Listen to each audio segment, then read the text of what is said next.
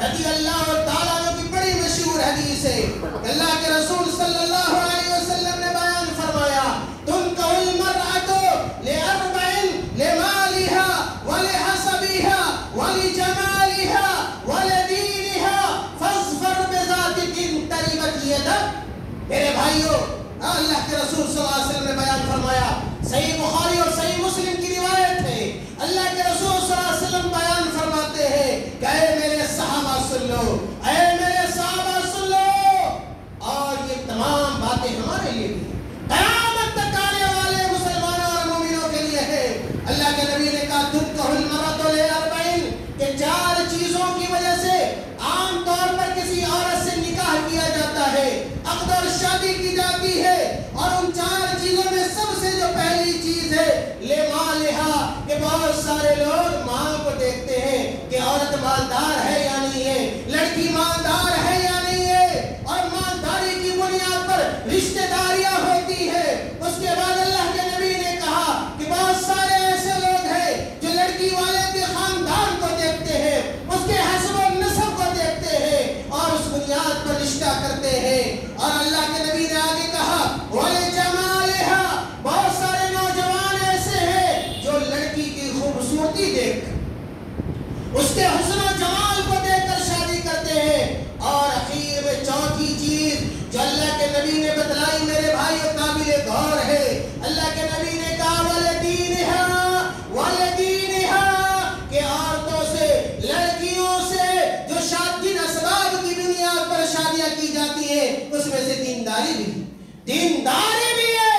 اور اللہ کے نبی صلی اللہ علیہ وسلم نے جب دینداری کا تذکرہ کیا تو اللہ کے نبی نے کہا فاظفر بذات الدین، اے نوجوانوں، اے مردوں، دین کو ترجیح دو، دین کو ترجیح دو۔ اگر لڑکی غریب بھی ہو کوئی بات نہیں ہے، شک و شبہات کی طرف کے تعلق سے اگر کچھ کم بھی ہے تو کوئی بات نہیں ہے، خاندان کے اعتبار سے کچھ نیچے خاندان کی بھی ہو کوئی بات نہیں ہے، آپ کمپرمائز کر دو، آپ کمپرمائز کر سکتے ہو، لیکن یاد رکھنا دین کے معاملے میں کبھی کوئی کمپرمائز نہ کرنا۔ میرے بھائیو، آج ہمارے سماج کا حال کیا ہے، ہمارے معاشرے کا حال کیا ہے؟ لڑکی دیکھنے لوگ جاتے ہیں، چہرہ دیکھتے ہیں، اس کے خاندان کے بارے میں پوچھتے ہیں، پراپرٹی کے بارے میں پوچھتے ہیں، جائیداد کے بارے میں پوچھتے ہیں، لیکن بہت کم ایسے لوگ ہیں جو لڑکی کے صوم و صلاۃ کے بارے میں پوچھتے ہیں، اس کی دینداری کے بارے میں پوچھتے ہیں، اس کی نمازوں کے بارے میں پوچھتے ہیں، اس کے تہجد کے بارے میں پوچھتے ہیں کہ لڑکی تہجد گزار ہے یا نہیں ہے، یہ لڑکی قرآن پڑھنا جانتی ہے یا نہیں ہے، یہ قرآن کا معنی سمجھتی یا نہیں سمجھتی ہے، قرآن کی تفسیر جانتی یا نہیں جانتی ہے، یہ عالمہ ہے یا نہیں ہے، یہ فاضلہ ہے یا نہیں ہے۔ میرے بھائیوں، اس طرح کے سوالات کرنے والے آج ہمارے معاشرے میں بہت کم ہیں۔ چنانچہ سب سے زیادہ جو پہلو ہماری نگاہوں کے سامنے سے اوجھل ہوتا ہے رشتہ کرتے وقت، نکاح کرتے وقت، میرے بھائیوں، دین کا پہلو ہوتا ہے۔ اور ہم یہ چاہتے ہیں کہ جو اولاد اس کے بدن سے پیدا ہو وہ عالم ہو جائے، وہ فاضل ہو جائے، وہ امام بن جائے، متقی ہو جائے، صوم و صلاۃ کا پابند ہو جائے۔ میرے بھائیو، جیسا بیج ڈالیے گا، جیسا بیج ڈالیے گا، پیداوار بھی ویسے ہی ہوگی۔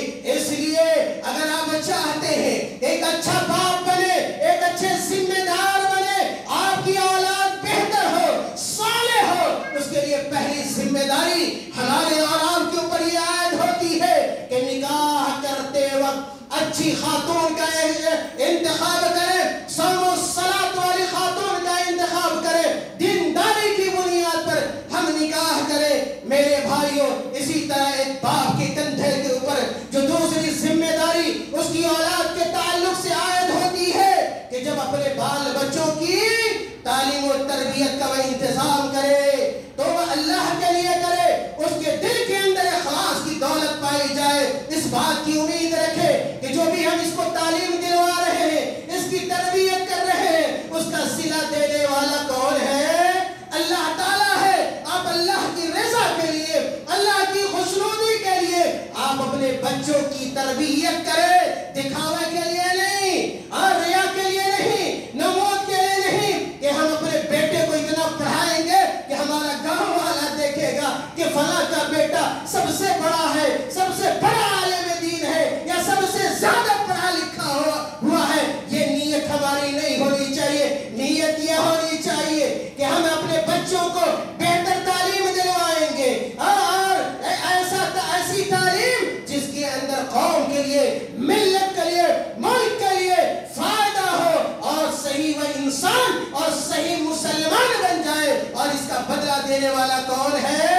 میرے بھائیوں، اللہ تعالیٰ ہے۔ اس نیت کے ساتھ، اس ارادے کے ساتھ ہمیں اور آپ کو اپنے بچوں کی تربیت کرنی چاہیے۔ اللہ تعالیٰ نے قرآن کے اندر بیان فرمایا، کہا رب العالمین نے وَمَا أُمِرُوا إِلَّا لِيَعْبُدُوا اللَّهَ مُخْلِصِينَ لَهُ الدِّينَ۔ اللہ تعالیٰ نے قرآن میں کہا کہ وَمَا أُمِرُوا إِلَّا لِيَعْبُدُوا اللَّهَ مُخْلِصِينَ لَهُ الدِّينَ، کہ اللہ تعالیٰ نے ہمیں اور آپ کو یہ حکم دیا ہے کہ ہم جب اللہ کی عبادت کریں تو خالص اسی کے لیے کریں، کسی غیر کو اللہ کی عبادت میں پارٹنر نہ بنائے۔ بچوں کی تعلیم، بچوں کی تربیت، یہ بھی ایک عبادت ہے، یہ بھی ایک عبادت ہے۔ اور عبادت کس کے لیے ہونی چاہیے؟ اللہ کے لیے ہونی چاہیے، دکھاوے کے لیے نہیں، نام و نمود کے لیے نہیں، شہرت کے لیے نہیں۔ اسی طرح عمر بن خطاب رضی اللہ تعالیٰ حدیث کے راوی ہیں، امام بخاری رحمۃ اللہ علیہ نے اس حدیث کو اپنی صحیح کے اندر بیان فرمایا۔ اللہ کے نبی صلی اللہ علیہ وسلم نے فرمایا انما الاعمال بالنیات، انما الاعمال بالنیات۔ اے دنیا کے لوگوں سنو، اللہ کے نبی فرما رہے ہیں انما الاعمال بالنیات، کہ اعمال کا دار و مدار، اعمال کا دار و مدار ہماری نیتوں پر ہے۔ جیسی ہماری نیت ہوگی ویسے ہی اللہ بدلا دے گا۔ اگر ہماری نیت اچھی ہوگی اللہ اچھا بدلا دے گا، اگر ہماری نیت بری ہوگی اللہ تعالیٰ ہمیں اس کا برا بدلا دے گا۔ پتہ یہ چلا کہ تربیت اولاد کے معاملے میں دوسری ذمہ داری جو باپ کے اوپر عائد ہوتی ہے وہ یہ کہ اپنے بچوں کی تربیت کرتے ہوئے اخلاص سے کام لے، نیک نیتی سے کام لے، اللہ تعالیٰ سے اجر و ثواب پانے کی امید رکھے۔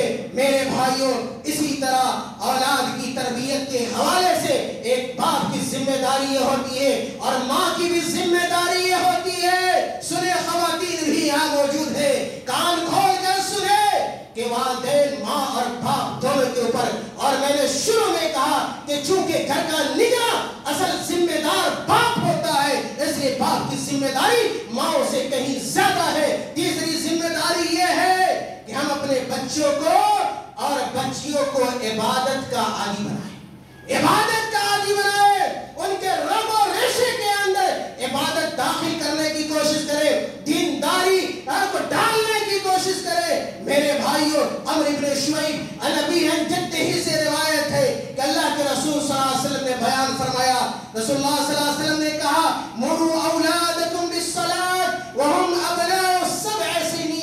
اللہ کے رسول صلی اللہ علیہ وسلم نے اپنے صحابہ کو کہا، اے میرے صحابہ سنو، مروا اولادکم بالصلاۃ، تم اپنے بیٹوں کو نماز کا حکم دو، اپنی اولاد کو نماز کا حکم دو جب ان کی عمر 7 سال ہو جائے، جب ان کی عمر 7 سال ہو جائے ان کو نماز کے بارے میں بتلاؤ، نماز کا حکم دو۔ وَضْرِبُوهُمْ عَلَيْهَا وَهُمْ أَبْنَاءُ 10۔ اور اللہ کے نبی صلی اللہ علیہ وسلم نے کہا کہ جب بچوں کی عمر 10 سال ہو جائے، جب بچوں کی عمر 10 سال ہو جائے تو انہیں مارو اگر وہ نماز نہ پڑھے۔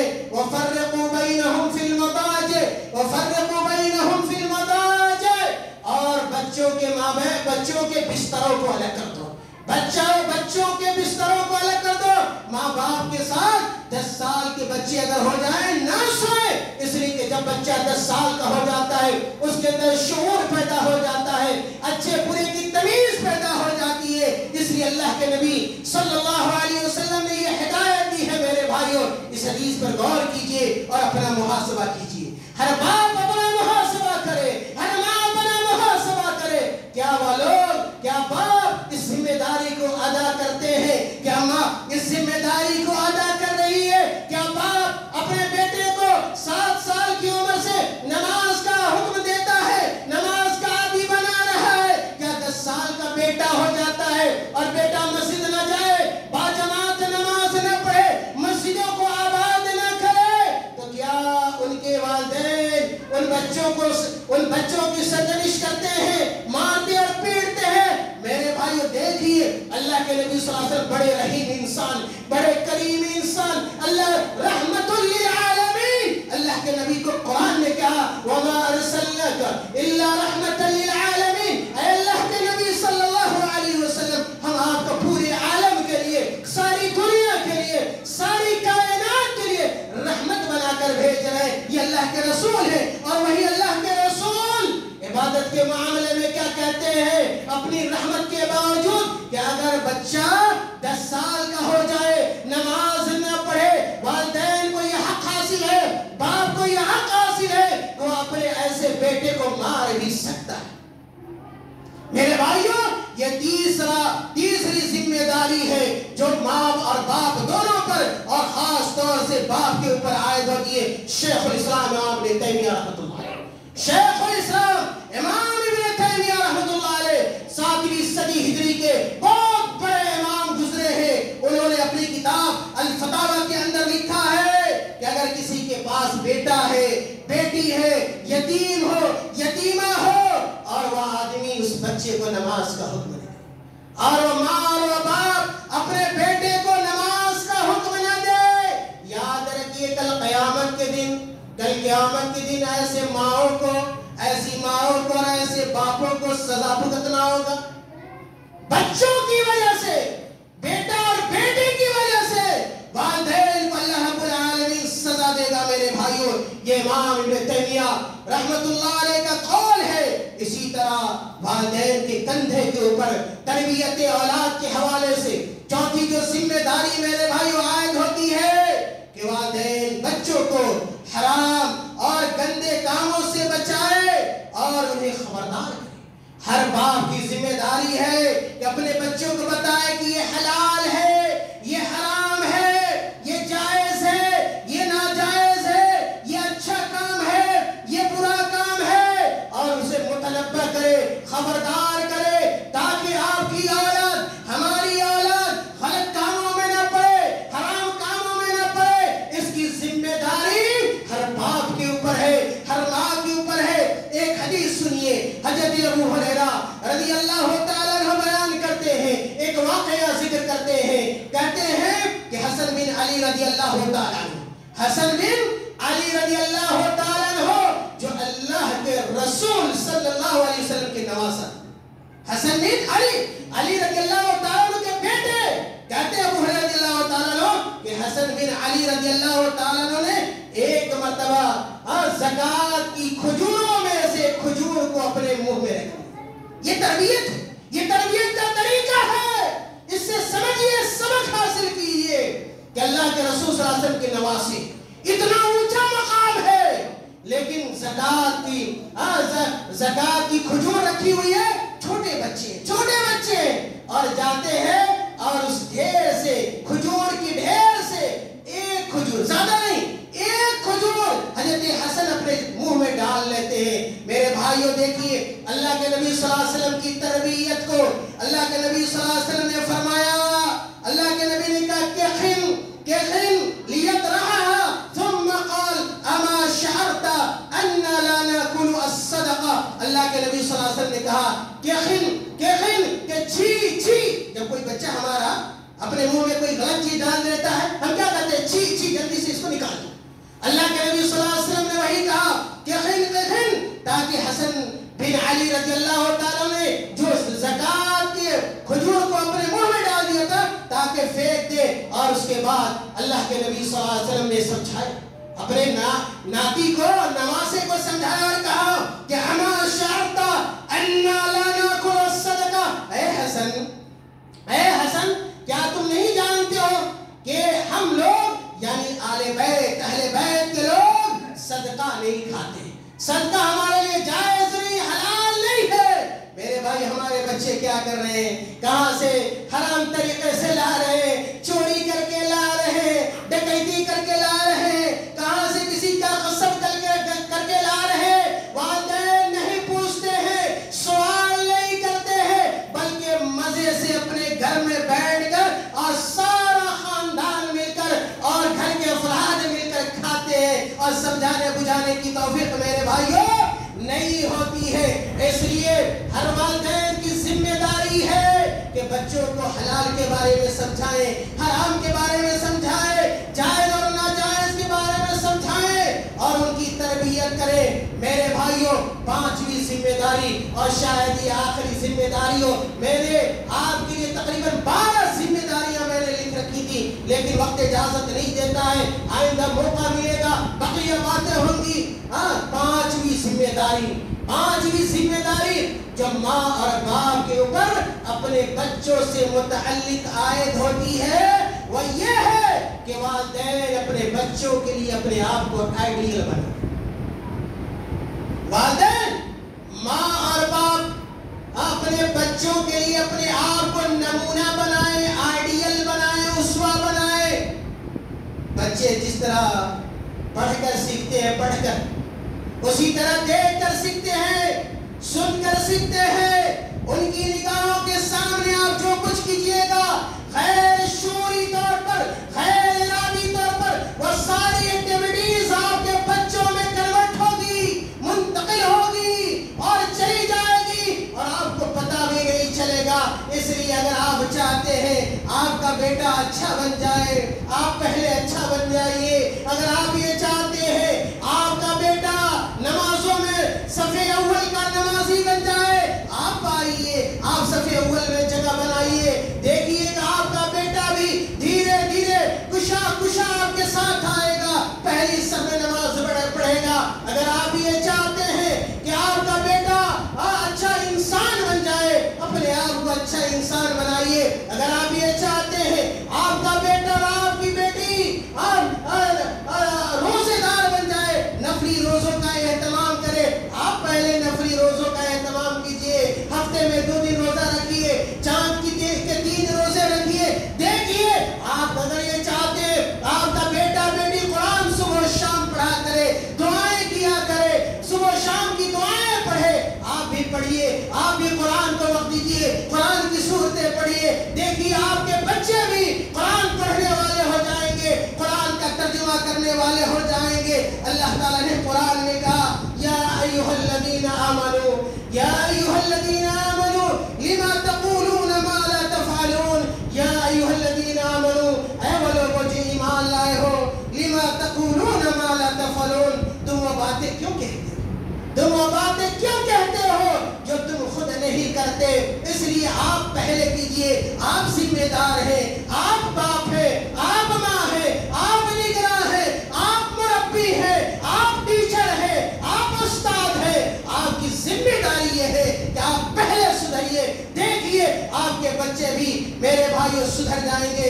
اس کے علاوہ بھی بہت ساری ذمہ داریاں ہیں تربیت اولاد سے متعلق، والدین کے اوپر، ماں اور باپ کے اوپر، جن کو جاننے کی ضرورت ہے اور جاننے سے زیادہ ان ذمہ داریوں کو ادا کرنے کی ضرورت ہے، ورنہ اسی طرح ہمارا سماج خراب ہو جائے گا، ہمارا معاشرہ برباد ہو جائے گا، ہماری نئی نسل تباہ ہو جائے گی۔ آج دیکھیے ہماری نوجوان نسل کہاں جا رہی ہے، 14 سال کے بچے، 15 سال کے بچے ایسے ایسے جرائم کا ارتکاب کرتے ہیں، ایسے ایسے گناہوں کا ارتکاب کرتے ہیں، انسان کا رونگٹا کھڑا ہو جاتا ہے، انسان شرم سے پانی پانی ہو جاتا ہے۔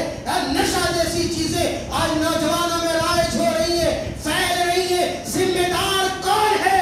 یہ اولاد کی ہے۔ آخر یہ خرابیاں کوئی ایک دن میں پیدا ہو گئی، ایک رات میں پیدا ہو گئی؟ نہیں میرے بھائیوں، ہم نے کوتاہیاں کی ہیں، ہم نے سستیاں کی ہیں، ہم والدین نے اپنی ذمہ داریوں کو ادا نہیں کیا، ہم نے ذمہ داریوں کو محسوس نہیں کیا ہے، ہم نے لاپرواہی کر دی ہے، جس کی وجہ سے آج ہماری نسل خراب ہو رہی ہے۔ اس لیے میری ماں ہوش کا ناخن لو، اور جو باپ ہے وہ بھی ہوش کا ناخن لے، اپنی ذمہ داریوں کو محسوس کرے۔ اللہ تعالیٰ نے ان کو نگراں بنایا ہے، اپنی نگرانی کو صحیح طریقے سے ادا کرے، ورنہ کل قیامت کے دن آپ کو حساب دینا ہوگا، اللہ تعالیٰ کی ہاں آپ کو جواب دہ ہونا پڑے گا۔ اس لیے آپ کے اوپر یہ بھی ذمہ داری ہے کہ آپ اپنے بچوں کو برے ساتھیوں سے بچائیے، اور اپنے بچوں کو جو مساجد ہے، جو مکاتب ہے، جو مکتب چل رہا ہے وہاں تک پہنچائیے۔ اسی طرح ایک بہت اہم نقطہ تھا،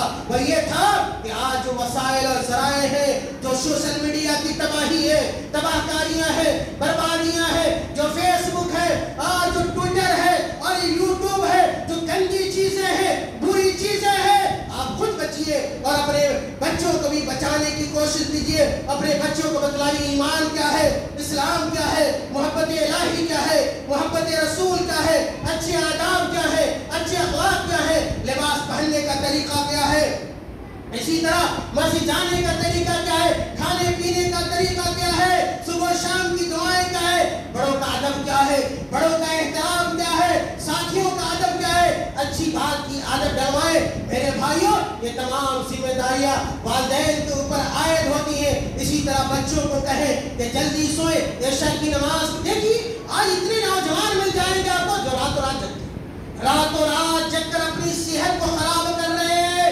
اپنے آپ کو تباہی میں ڈال رہے. باپ پوچھتا نہیں، ماں پوچھتی نہیں کہ بیٹی رات میں تم کیا کر رہی تھی، 1 بجے رات تک کس سے بات کر رہی تھی، کس سے چیٹنگ کر رہی تھی، کس سے میسج کر رہی تھی. آج ماں کو بھی اپنی ذمہ داری سمجھنے کی ضرورت ہے اور باپ کو بھی اپنے بچوں کی، بیٹوں کی نگرانی کرنے کی ضرورت ہے. اور اس بات کا پابند کرے کہ عشاء کی نماز کے بعد بیٹے موبائل سوئچ آف کرے، بند کرے، چاہے کہ آپ لے لیں اور اس کے بعد وہ سو جائے، جلدی سوئے، جلدی جگے. اور اسی طرح آخری نقطہ میرے بھائیوں، بچوں کی ضرور تربیت کیجیے، ضرور تعلیم دلوائیے، اور لیکن نرمی کا معاملہ کیجیے.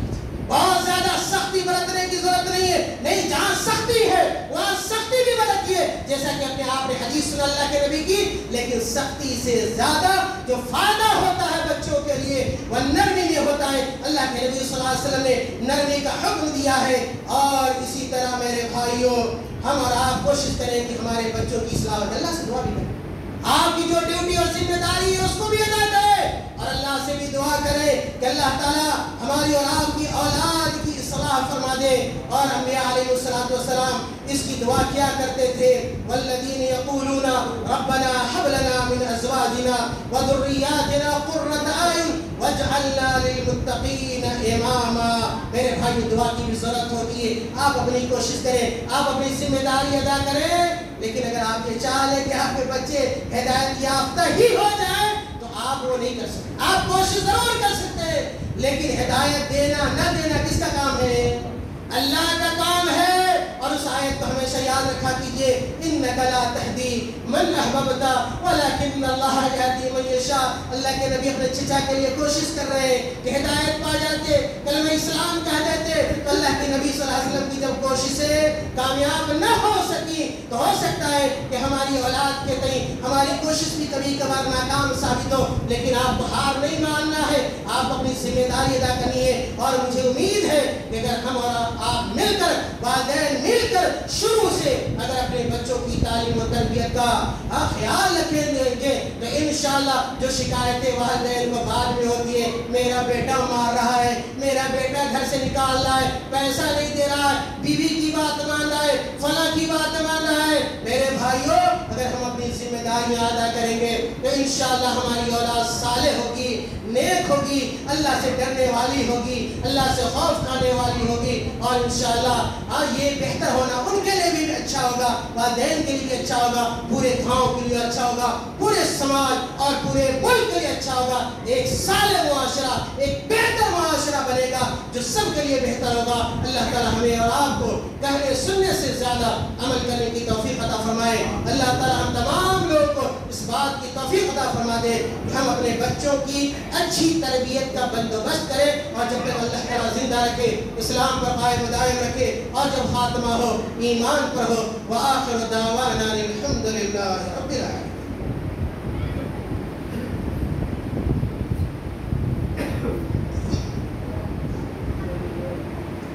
إن الحمد لله نحمده ونستعينه ونستغفره ونعوذ بالله من شرور أنفسنا ومن سيئات أعمالنا.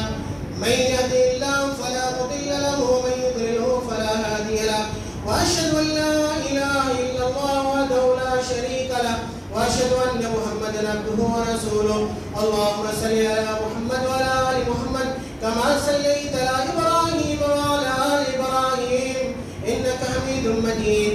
اللهم بارك على محمد وعلى كما باركت على إبراهيم وعلى آل إبراهيم إنك حميد مجيد. إن الله يأمر بالعدل والإحسان وإيتاء ذي القربى وينهى عن الفحشاء والمنكر والبغي يعظكم لعلكم تذكرون.